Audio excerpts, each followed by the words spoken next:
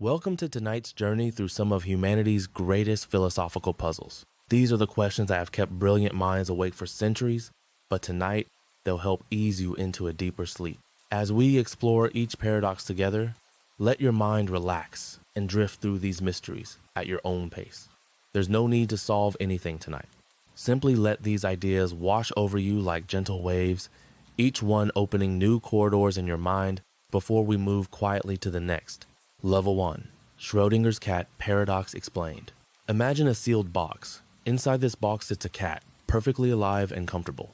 But also inside the box is a quantum apparatus. There's a radioactive atom that might or might not decay. If it decays, a hammer falls and strikes a vial of poison. If the poison is released, the cat dies. If the atom doesn't decay, the cat lives.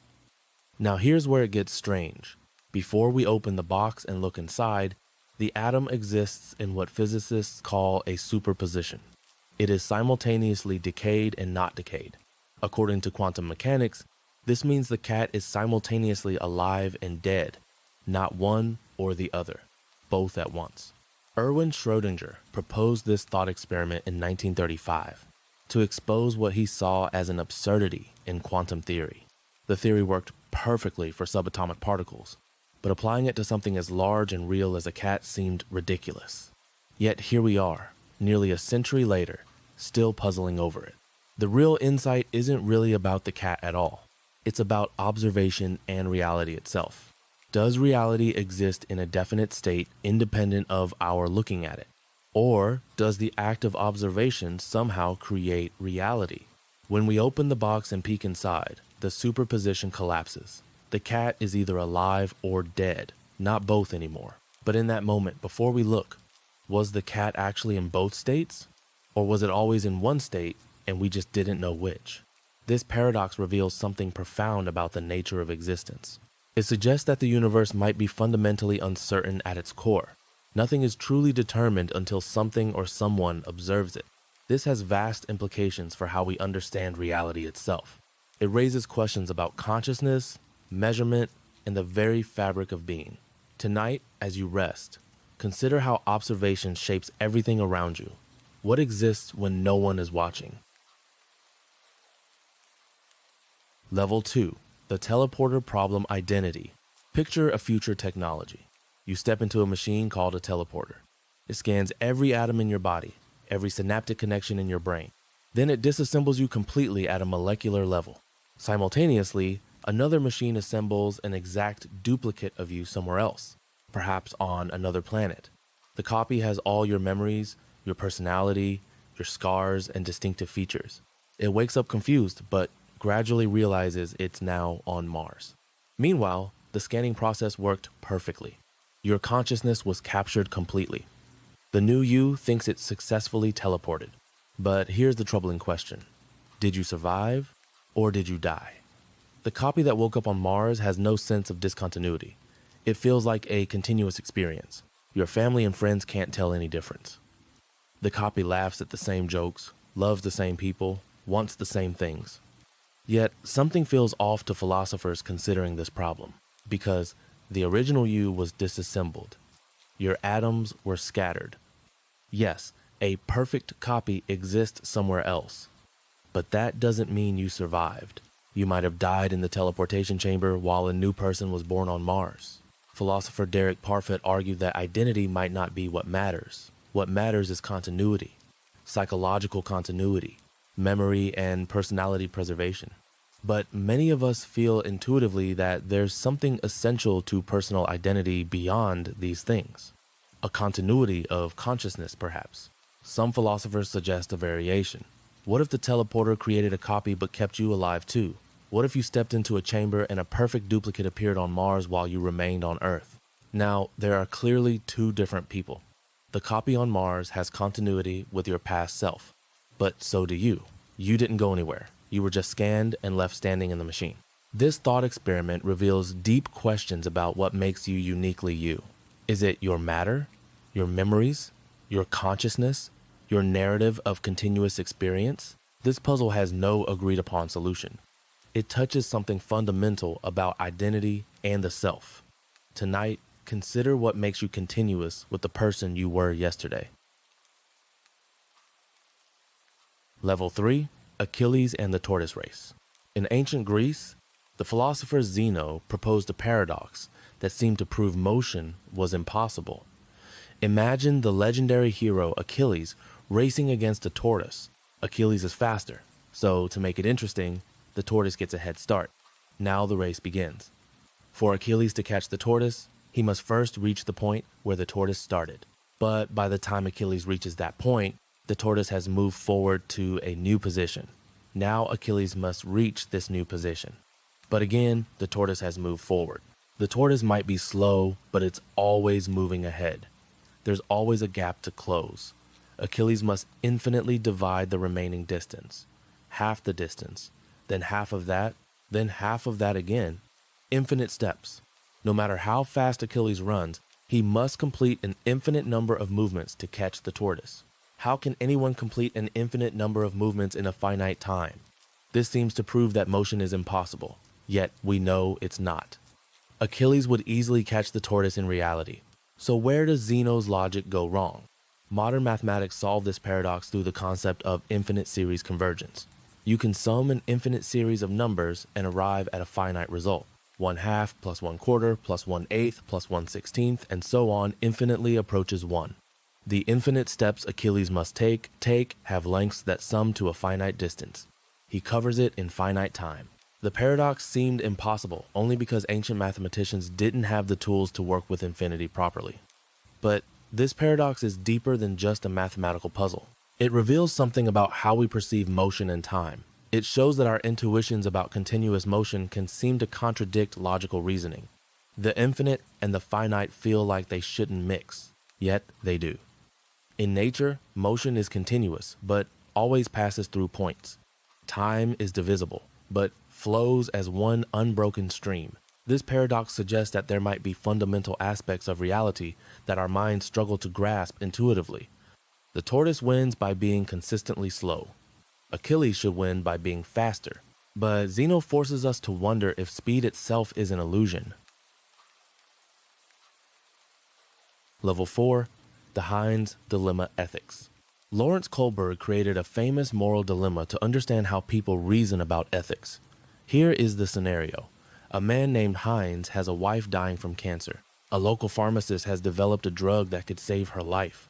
The drug costs $10,000 to produce. The pharmacist is charging $5,000 for it.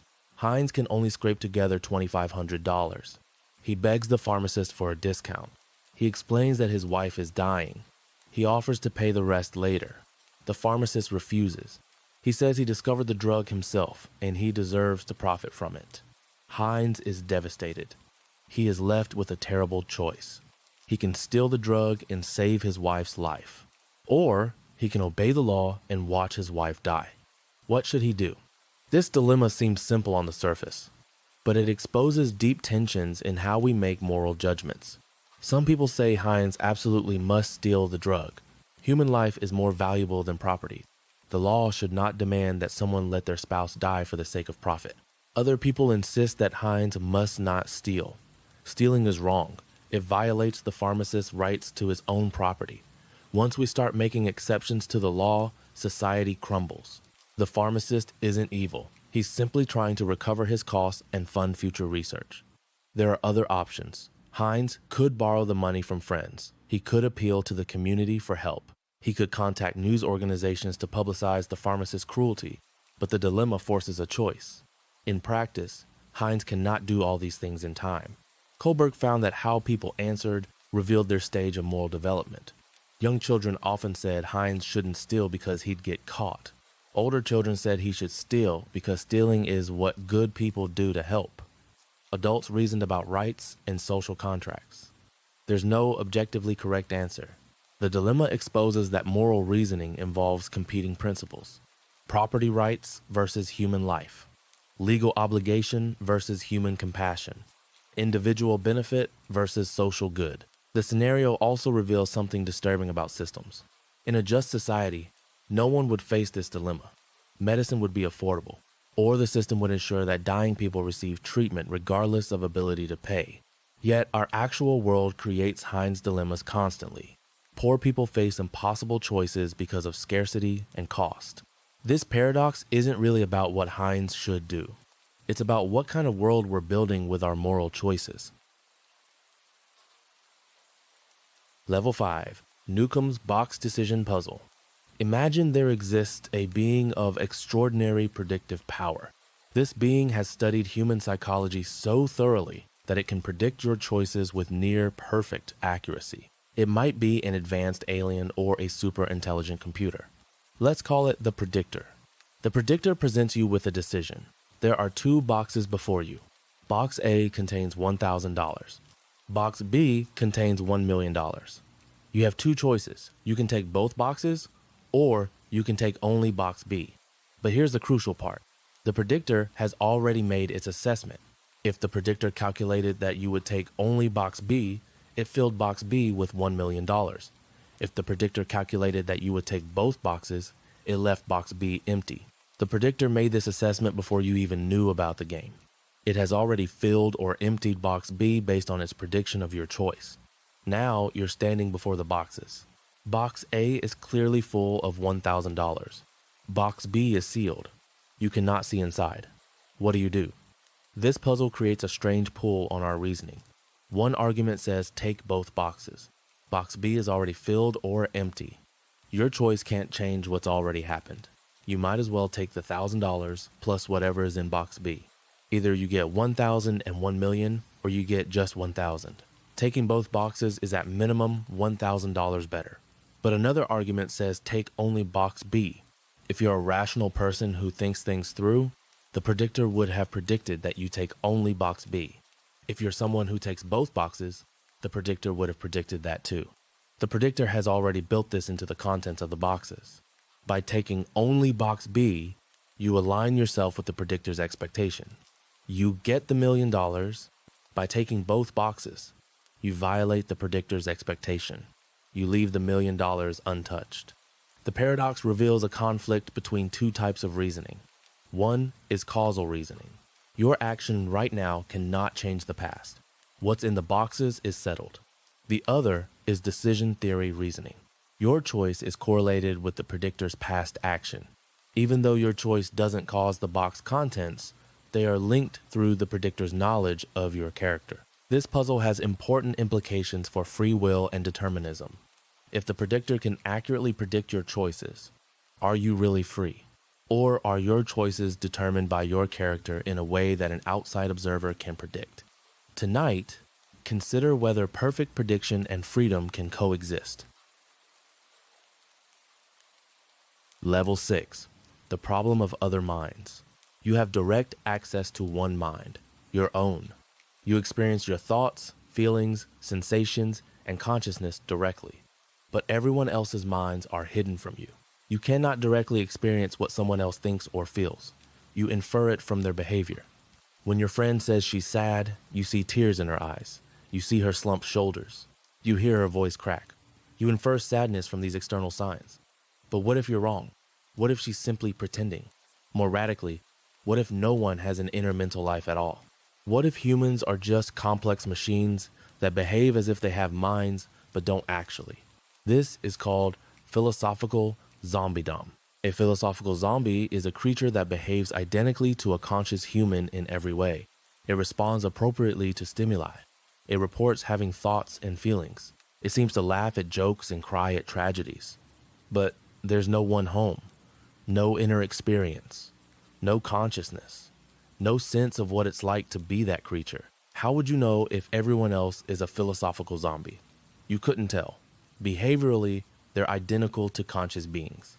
This problem has troubled philosophers for centuries. René Descartes could be certain of his own mind because he was thinking, I think, therefore I am. But he could never be certain of anyone else's. Some philosophers argue that consciousness is inherently private. Only the conscious being can know what it's like to be them. We can never truly step into another person's shoes and experience their consciousness directly. Other philosophers argue that consciousness has to be shared in some way. If we accept that we're made of the same stuff and have similar brains, we should infer that we have similar inner lives. But this is an inference, not knowledge. The problem of other minds reveals something profound about the limits of knowledge and empathy. We live in a universe of potentially isolated consciousnesses. You can never truly know what anyone else experiences. You can only infer and sympathize and try to imagine. Perhaps this is why empathy matters so much. In a world where you can never truly know another's mind, the effort to understand and consider their perspective becomes a moral necessity. Tonight, consider the consciousness of those around you and the unbridgeable gap between your inner world and theirs. Level 7. Time Travel Grandfather Paradox. Imagine a man invents a time machine. He travels backward through time to the distant past. He finds his grandfather as a young man before the grandfather ever met the grandmother. The time traveler kills his grandfather. Now the grandfather never meets the grandmother. They never have a child. The time traveler's parent is never born. The time traveler himself is never born. But if the time traveler was never born, he couldn't have gone back in time to kill his grandfather. So his grandfather survives. They meet the grandmother. They have a child. The time traveler's parent is born. The time traveler is born. Now the time traveler exists and can go back in time and kill his grandfather. This creates a logical loop. The time traveler's existence depends on him not being born. The paradox seems to prove that time travel to the past is logically impossible. You cannot change the past. If your grandfather didn't die in the original history, you cannot go back and kill him. Any attempt to do so would create a contradiction. Some physicists propose that time travel might operate through parallel universes. You travel back and create an alternate timeline. You kill an alternate version of your grandfather. This doesn't change your original timeline. You still exist because your grandfather in the original past survives. But this seems like a strange form of time travel. You can't really change anything. You just create branches. Other physicists suggest the Novikov self-consistency principle. The laws of physics simply prevent you from doing anything that would create a paradox. You pull the trigger to shoot your grandfather, but the gun jams. You aim again but miss. You try to poison him, but the poison is empty. Physics itself conspires to make the attempt fail. Reality enforces consistency. Still, others argue that the grandfather paradox proves free will is impossible. If you travel back in time, you can only do what you already did in the fixed past. Your actions are predetermined by history. You have no choice. The time travel paradox reveals deep questions about causality, free will, and the nature of time itself. Is the past locked in unchangeable fact? Or is time more fluid than we assume? Can the future affect the past? Can we change history or only discover what history already is? Tonight, let these questions about time drift through your mind without demanding answers. Level 8. The Barber Paradox Logic. In a small town, there is a barber. The barber shaves every man in the town who does not shave himself. Now the question becomes, does the barber shave himself? This seems like a simple logic puzzle, but it leads to a contradiction. If the barber shaves himself, then he is a man who shaves himself. According to the rule, the barber only shaves men who do not shave themselves, so the barber should not shave himself. But if the barber does not shave himself, then he is a man who does not shave himself. According to the rule, the barber shaves every such man, so the barber should shave himself. Either way, we have a contradiction. If he shaves himself, he shouldn't. If he doesn't shave himself, he should. This was discovered by Bertrand Russell and became famous as an illustration of deeper logical problems. Russell realized this wasn't really about barbers at all.